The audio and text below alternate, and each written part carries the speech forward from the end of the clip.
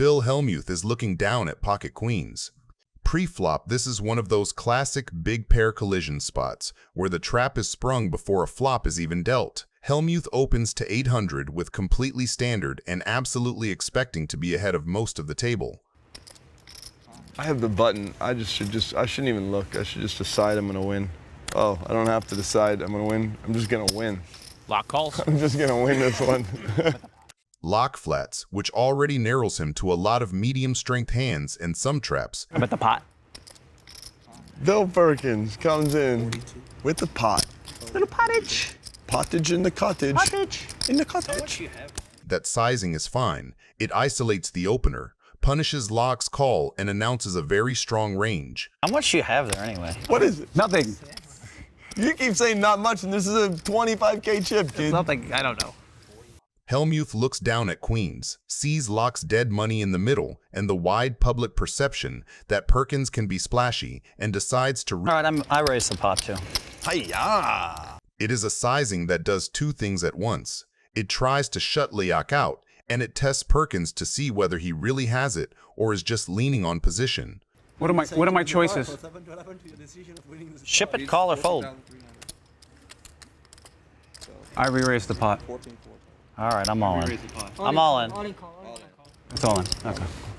Aces or? I got queens. I have kings. Holy cow. I mean, let's just run it once, I guess. Go. I decided in advance I'm only going to run it once today. You know what? Poker should get back to this one-time thing. It's so manly. It's like the West. We're going to go find gold and go into the West and run it one time. 6, 5, 8, all hearts. Turn. Ace of diamonds. 10 of clubs, and Perkins is going to double up. Nice hand. Thank you. Ta-da! I finally won a hand. I had maximum tilt juice. It was like overdrive. I mean, the businessman, you know, he shows up with kings when he has 43,000. Come on. So ridiculous what happens to me in this game. Phil Hellmuth is looking down at ace-6 offsuit. Pre-flop begins with a sequence that feels standard on the surface, but hints at the chaotic dynamic Hellmuth brings to the table. You get any threes? Phil opens to 2,000 with ace-6 offsuit, a hand that is technically an opener in this format, but creates massive reverse implied odds when deep stacked. Thought you were done with that move. No, I'm not done with this move. 2K's perfect. Fishman, true to his name, plays passively by just flatting pocket tens, a hand that screams for a squeeze play here, and this invites Williams to come along with Queen-Jack offsuit. Williams has a hand that plays well multi-way, but by letting 3 players see a flop, the table has created a scenario where hand strengths will be muddy and Phil's aggression will likely overcompensate for his marginal holding. Oh, you guys have fun. Yep. Joe and I will play pinochle over here. The flop hits everyone just enough to be dangerous. Williams flops top pair. Fishman has an overpair to the 6 but is blocked by the jack, and Hellmuth finds bottom pair. Here is where the poker brat logic takes over. Instead of checking to the pre-flop caller or playing pot control with a weak pair, Phil leads out for 6,600. It is a protection bet gone wrong. He is trying to end the hand immediately, fearing overcards. Dave, how much you got behind? 75,000. 75? The LC's got Hellmuth, but he's a dog to Williams. And you got me covered, right? I think so. I'm almost... Oh, I feel so strongly that I have you. Right read on Phil. So strong. I don't know what that Dave's doing behind me. What is he coming in with? Oh, man. It's gonna be my first really good or really bad play of the night that everybody gets to see. When Fishman folds, Williams makes the disciplined call. David knows that Phil is capable of stabbing here with pure air or draws, and raising would only isolate him against better hands. By just calling, Williams keeps Hellmuth's bluffs alive, a textbook float with top pair. The turn comes the 8, changing nothing structurally, and Hellmuth decides to turn his hand into a polarizing sledgehammer. He fires 20,000, a massive overbet relative to his actual hand strength. This is where Phil gets himself into trouble. He is effectively turning a hand with showdown value into a bluff. Starting to feel a little better about my decision. Williams realizes he is likely ahead of everything except a random set of 3s or 8s, so he pays to see the river, confident that Phil is splashing around with a draw or a weaker made hand. Phil shows, so does Dave. I knew it was David that had to worry Well, about. see that hand fling him again. I knew I had nothing to worry about with him. By the way, that was a strong call, kid. So I gotta say, I'm folding that for Beat 29. that one guy. Got the f***ing calling station as a jack. The calling station. You're not David. You're the calling station.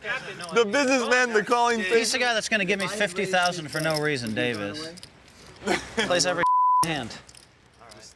Dave, pick up your head because you've picked up your game. You're in Profitville. I really like watching you guys make these high-level genius plays because someday I aspire to do them too. And I'm being this close. That was 5 levels above me right there. No. Actually, I never try to bluff David. I rarely do. But he's just a complete calling station. Dude, you're the biggest calling station at the table. Joe Cata, look to your left. That's your future. He would have folded the river. I know you would have folded the river because he called the 20 to see what you do on the river, right? Yeah, I thought I had the best hand. I mean, that's why I'm frustrated. He's played every pot against me. How can he show up with a jack? Phil Hellmuth is looking down on Jack 10 suited. That just makes me so sick to my stomach. I mean, whether I'm right or wrong, it just makes me sick that Pre-flop this looks innocent, but the roles at the table are already defined. Mercier is the young, aggressive straddler. Hellmuth is the self-appointed sheriff who hates getting pushed around. Hellmuth just limps with Jack 10 suited, a hand that could easily open or raise, but that he chooses to park in the weeds. The flop comes 4-5 king, 2 diamonds. It is a board that hits the straddler way more than the limper. Mercier has actually connected, bottom pair plus a gut shot, with some backdoor diamond possibilities. Hellmuth has pure air. When Hellmuth checks, Mercier does exactly what you expect a good aggressive player to do. He fires 1,200 into the dead money. Small sizing, classic range bet saying, I have all the kings, 5s, and random pairs here, and you probably don't. Hellmuth's response is immediate and loud. He snap raises to 4,000. That raise is not really about his cards. It is about yanking the pot away from the kid who just stabbed at it. The turn brings the ace of clubs and dramatically shifts the texture without actually improving either hand in a made hand sense. Mercier's 4 is still just a small pair, but now Hellmuth picks up a legitimate draw. After representing strength on the flop, Hellmuth has found some real backup equity. He leans into the story and bets 8,000. That sizing is telling. It is not all in pressure. It is a keep calling if you dare. The river is the 6 of hearts, a complete brick for Hellmuth. This is the moment where a lot of players light money on fire by following through just because they have to tell the story. Hellmuth does something quietly smart. He gives up. He checks and admits that his bluff has run out of road. what the is going on here? The bad player should call with bottom pair. I call 9,000 more with Jack 10 or whatever the hell he had. I just spike a jack like it's nothing. Like 2 jacks. I'm glad you're enjoying it, Donnie. Well done. That's fine. You made a good call. I just want to play another 5-6 hours and see how many times you lose with hands like that. Jason, I think, is an excellent player. He just said he was a bad player. I'm the Right bad after the player, hand, you go, these apparently. bad players. And he's the one who made these bad players calling me with bottom pair. See, that's the thing. You insult him because you're losing and feel like it's okay. I thought you hit the 6. I was kind of upset. That's You why tried to hit the 6? I made a disgusting check in You the went river. check. God, I just lost. Put him on 6-7. 6 games. Phil Hellmuth is looking down at pocket jacks. I don't like giving away 30 balls with ace-9. It's not my style. Not my style, Joe. I can fire you. I can fire from you. King. Pre-flop creates a dynamic where Phil Hellmuth's cautious nature inadvertently invites disaster. Jungleman opens to 1,200 with King 6 suited, a loose, creative open typical of his style. Mike X, holding Ace 10 offsuit, puts in a 3-bet to 3,800. Hellmuth, sitting with pocket jacks, finds himself in a tricky spot. Rather than 4-betting to isolate and define his hand strength, Phil decides to just smooth call. This passivity invites junglemen to come along for the ride, creating a three-way pot where jacks are vulnerable to overcards and multi-way action. The flop is a mixed bag. It is a disaster for Hellmuth, as the king hits jungleman's range squarely. Jungleman has flopped top 2 pair kings and sixes. Mike X, the pre-flop aggressor, completely whiffs. The action checks to Mike X, who makes a standard continuation bet of 4,400. Hellmuth, now trapping himself, just calls with his underpair. He is stubborn, unwilling to believe the king hit anyone, but Jungleman is lying in wait. He check raises to 15,400. This is a massive power move. Mike X quickly folds his heir. Hellmuth, however, interprets this raise differently. He's just What in the world crushed. do you have, Jungle? Mickey. Do you have what? My name is Mickey. What do you have, Mickey? All right, let me just run it through my mind. Let's see, if I'm moving and I'm wrong, I'll probably just fucking quit. That's not much fun, is it? On the other hand, the Warriors are playing, so that's okay. You have a 6, Jungle Man. I was wrong against Nick. I'm not wrong too often. What the fuck?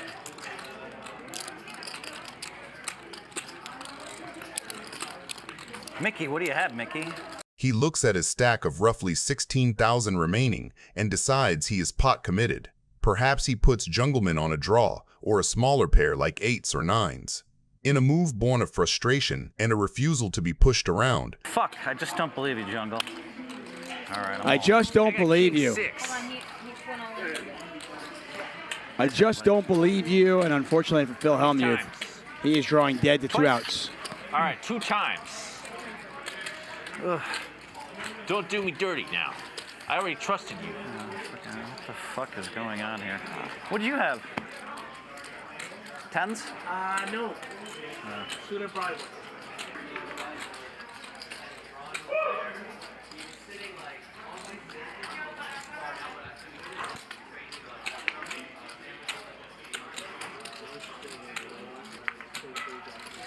Only a jack will save Phil Hellmuth now. Otherwise, his second buy-in will be gone as well. And that is not a jack, my friends, 9 of diamonds. Phil, you're a bro. Fair, man. Fuck, this is not much fun. Where's my phone? Phil Hellmuth is looking down at ace-9 offsuit. Pre-flop. This is another hand that looks harmless on the surface but quietly lays the trap. Martinez opens with a perfectly reasonable raise with a suited connector that can smash a lot of boards.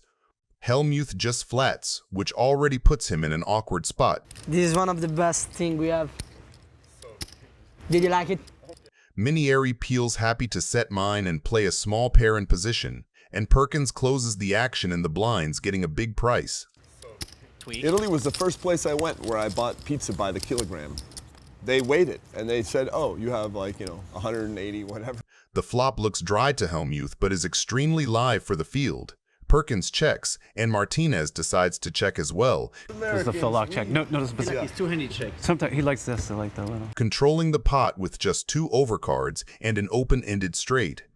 When the action gets to him, Hellmuth seizes the chance to bluff c-bet and fires 4,200. He has 2 overcards and some straight equity with the 9, and his bet folds out exactly the kind of weak holdings you expect from the blinds and from Minieri. That part works. Minieri and Perkins both get out of the way. Martinez, however, is never folding.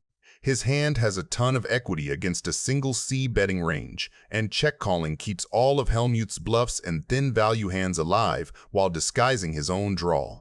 The turn is the disaster card for Hellmuth and the dream card for Martinez. 12,800.